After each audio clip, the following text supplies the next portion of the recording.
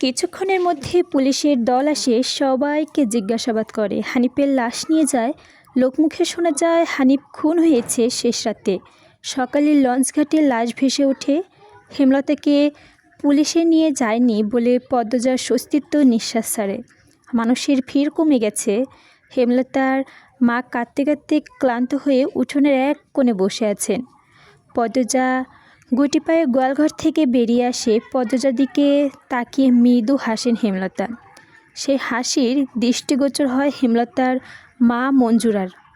তিনি কিছু একটা ভেবে নিয়ে হেমলতার কাছে এসে কিচিরমিচির করে বলে, তুই খুন করছোস? সঙ্গে সঙ্গে হেমলতার জবাব দিলেন, তোমারা এমন মনে হচ্ছে কেন? হেমলতার কণ্ঠ স্বাভাবিক। পদ্মজা এই প্রশ্ন শুনে ভয় পেয়ে গেছে। যদি নানু পুলিশকে বলে দেয়? পুলিশ তো তার মাকে নিয়ে যাবে। কাল রাতেই তুই আইছিলি হানিফের ঘরে, আমি দেখি নাই? রাগে কাঁপছেন মঞ্জুরা। এসেছি। হেমলতা নির্বিকার স্বীকারোক্তি। কেন মারলি আমার স্যারাডারে? তোর কি ক্ষতি করছে? আসছি বলেই আমি খুন করেছি? এত রাইতে তুই তার কাছে কি আর কি দরকারে আইবি? আমি তাকে মারতে যাব কেন?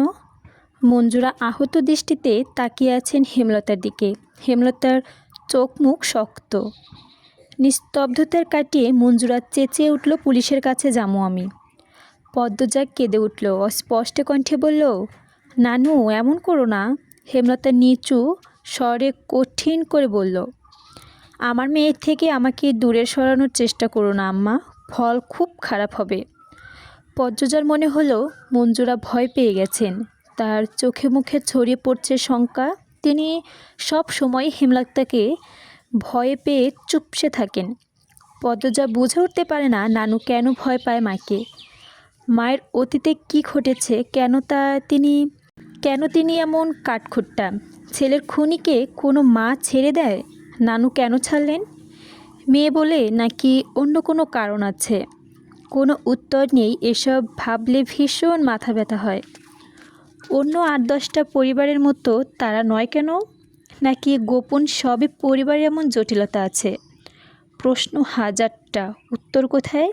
সেদিন রাতে খাওয়ার সময় হেমলতা নিম্নস্বরে পদ্মজাকে ডাকেন, পদ্ম। জি আম্মা। আমি হানিফকে খুন করিনি। কারা করেছে তাও জানি না। কথাটি শুনে পদ্মজা অবাক হয়।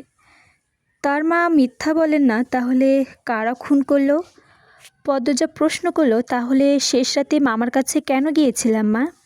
হেমলতার জবাব না দিয়ে খাওয়া থেকে উঠে গেলেন। পদ্মজার ভাবনার সুতো কাটল কারো পায়ের আওয়াজ শুনে। ঘাড় ঘুরিয়ে মোর্শেদকে দেখতে পেল। মোর্শেদ পদ্মজাকে ঘাটে বসতে দেখে বিরক্তিতে কপাল কুঁচকিয়ে বললেন, এই সেরি যায়েন থেকা। জন্মদাতার এমন দূর দূর ব্যবহারে পদ্মজার কান্না পায়। নিঃশব্দে এক ফোঁটা জল গড়িয়ে পড়ে। তা আড়াল করে ব্যস্ত পায়ে বাড়ির ভেতরে চলে যায় সে।